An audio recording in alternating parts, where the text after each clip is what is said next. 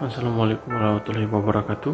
Perkenalkan, nama saya Joy Brandon Korputi dengan NIM 073000200025. Di sini saya akan menjelaskan dua materi. Yang pertama, doser. Doser adalah peralatan konstruksi yang biasa disebut alat berat atau construction equipment bertipe traktor menggunakan trek atau rantai serta dilengkapi dengan pisau yang terletak di depan. Biasanya digunakan untuk pekerjaan menggali, mendorong, dan menarik material, contohnya tanah, pasir, kerikil. Umumnya banyak digunakan di pekerjaan pertambangan, terutama untuk pertambangan batu bara, dan digunakan untuk meratakan tanah, menggali, dan menumbangkan pohon saat proses land clearing. Karakteristik.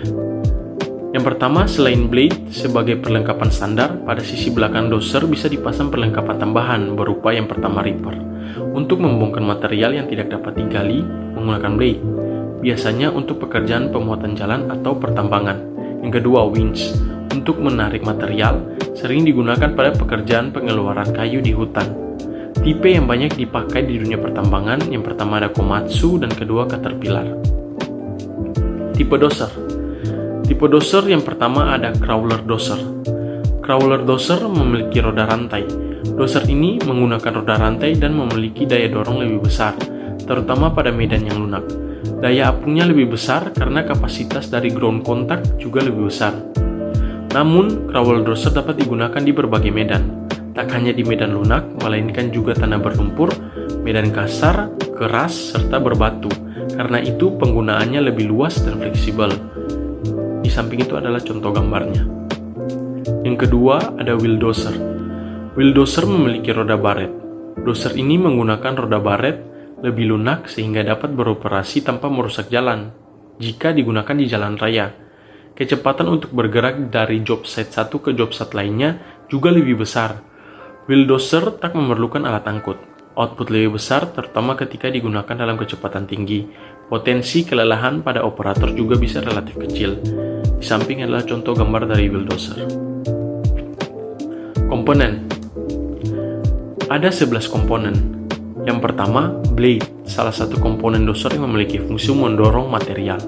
Yang kedua, ada leaf cylinder, salah satu komponen doser yang memiliki fungsi untuk menggerakkan blade. Yang ketiga, ada carry roller, salah satu komponen doser yang memiliki fungsi menahan mainframe, juga berfungsi untuk menahan trek shoe agar tetap berada pada posisinya sehingga dapat bermobilisasi dengan baik. Yang keempat, ada sprocket, salah satu komponen doser yang memiliki fungsi menggerakkan trek. Yang kelima, ada mainframe, salah satu komponen doser yang memiliki fungsi sebagai alur carry roller.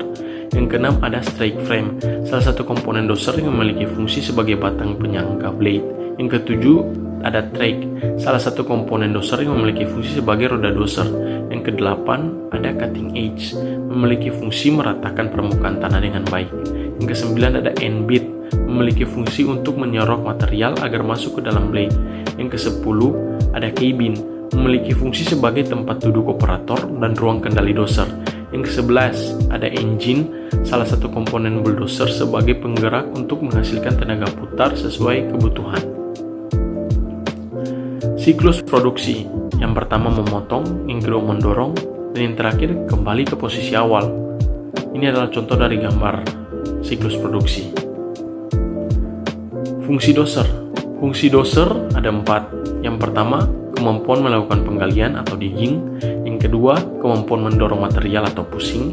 Yang ketiga, kemampuan menggusur atau menarik beban atau spreading. Yang terakhir, kemampuan meratakan atau menimbun atau filling. Penggunaan doser. Yang pertama, earth moving. Earth moving merupakan proses atau metode pemindahan material berupa tanah atau batu dari satu lokasi ke lokasi lainnya. Yang kedua, trapping and feeding.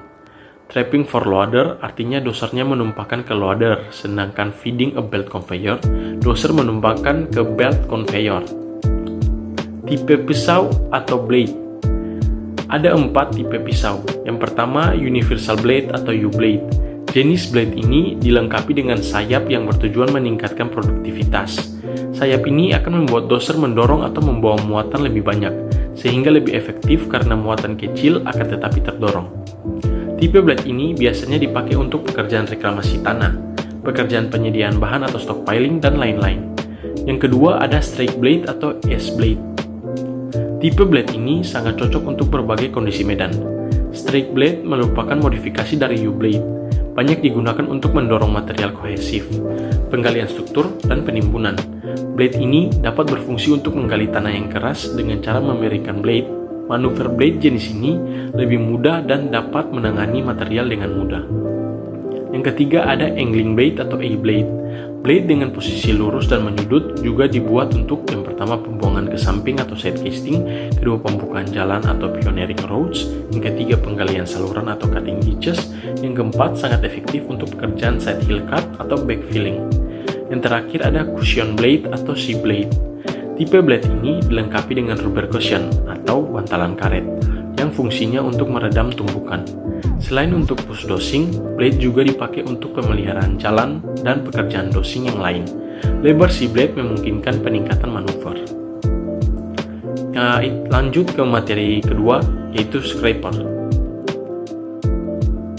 Scraper adalah alat berat yang berfungsi untuk menggeruk, mengangkut, dan menabur tanah hasil penggerukan secara berlapis. Scraper juga dapat digunakan sebagai alat pengangkutan untuk jarak yang relatif jauh, sekitar 2000 meter, pada tanah datar dengan penggerak roda ban atau tire. Alat berat ini biasa disebut juga alat gali tanah dan merupakan alat berat beroda ban yang dipakai untuk memuat atau mengangkut dan membuang secara individu dengan atau tanpa dibantu pendorong atau bulldozer. Fungsi yang pertama, scraper mampu menjalankan beberapa pekerjaan berikut. Yang pertama, mengangkut material berat. Kedua, berputar pada radius kecil. Ketiga, menyebarkan material secara merata tanpa membutuhkan bantuan alat lainnya. Dan yang terakhir, ekonomis pada pekerjaan pembukaan lahan. Scraper juga mampu melakukan penggerukan lapisan atas tanah atau topsoil. Kedalamannya sekitar 10-30 cm. Tipe scraper ada 4. Yang pertama, standar single engine, tandem, dual engine, standar elevating, tandem elevating. Pengoperasiannya, pada saat pemuatan material, ejector berada di belakang dan bowl diturunkan sampai cutting edge mengenai tanah. Apron juga dibuka lebar. Alat kemudian bergerak maju secara perlahan. Pada saat alat bergerak maju, tanah masuk ke dalam bowl. Kedalaman penetrasi tergantung pada sejauh mana bowl diturunkan. Ketika pekerjaan pemuatan hampir selesai, bowl dinaikkan perlahan dan apron juga diturunkan untuk menahan material tidak keluar dari bowl. Pengangkutan material dilakukan pada kecepatan tinggi, baik bowl, apron maupun ejector tidak melakukan gerakan. Bowl harus tetap pada posisi di atas agar cutting edge tidak mengenai tanah yang menyebabkan kerusakan pada cutting edge dan permukaan tanah terganggu. Pembongkaran muatan dilakukan dengan menaikkan apron dan menurunkan bowl sampai material dalam bowl keluar dengan ketebalan tertentu. Kemudian apron diangkat setinggi dan ejector bergerak maju untuk mendorong sisa material yang ada dalam bowl. Pada saat pembongkaran selesai, apron diturunkan, bowl dinaikkan, dan ejector ditarik kembali pada posisi semula. Komponen. Ada komponen pada scraper. Yang pertama, bowl. Bowl adalah bak penampung muatan yang terletak di antara ban belakang. Bowl mempunyai sisi yang kaku dengan bagian depan dan belakang yang dapat digerakkan, ejector dan apron. Bagian depan bowl dapat digerakkan ke bawah untuk operasi penggerukan dan pembongkaran muatan. Pada bagian sisi depan bowl yang bergerak ke bawah terdapat cutting edge. Kapasitas penuh bowl berkisar antara 3-38 meter persegi. Yang kedua ada apron. Apron adalah dinding lengkung bowl di bagian depan yang dapat diangkat pada saat penggerukan dan pembukaran. Pengangkatan apron dilakukan secara hidrolis. Apron dapat menutup kembali pada saat pengangkutan material. Fungsi dari apron adalah mengatur aliran material masuk dan keluar bowl. Yang ketiga ada tailgate atau ejector. Tailgate atau ejector merupakan dinding belakang bowl. Pada saat pemuatan dan pengangkutan material, dinding ini tidak bergerak. Namun, pada saat pembongkaran muatan ejector bergerak maju untuk mendorong material keluar dari bowl. Alat ini pun digerakkan secara hidrolis. Yang terakhir ada cutting edge. Cutting edge adalah blade dari baja yang terdapat di bagian depan dasar bowl. Fungsi dari blade ini adalah untuk melakukan penetrasi ke dalam tanah. Penggunaan scraper. Scraper banyak digunakan. Yang pertama, pengupasan tanah.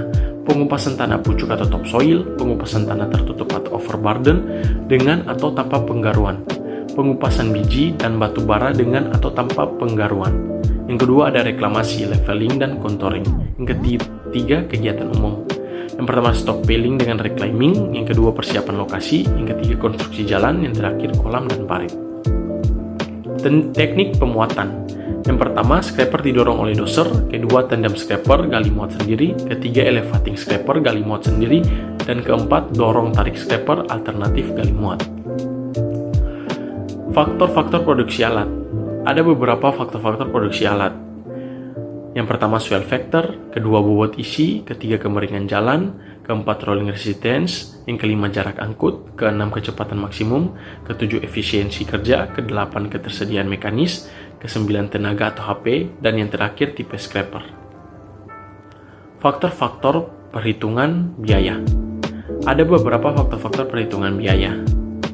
Yang pertama harga alat, yang kedua nilai sisa, yang ketiga usia alat, yang keempat bunga, yang kelima asuransi, yang keenam pajak, yang ketujuh upah operator, yang kedelapan biaya ban, yang kesembilan biaya pisau pemotong, yang kesepuluh pemeliharaan, yang kesebelas konsumsi bahan bakar, dan yang terakhir pelumas oli filter. Sekian dari presentasi saya mengenai dua materi ini. Kalau ada salah saya mohon maaf.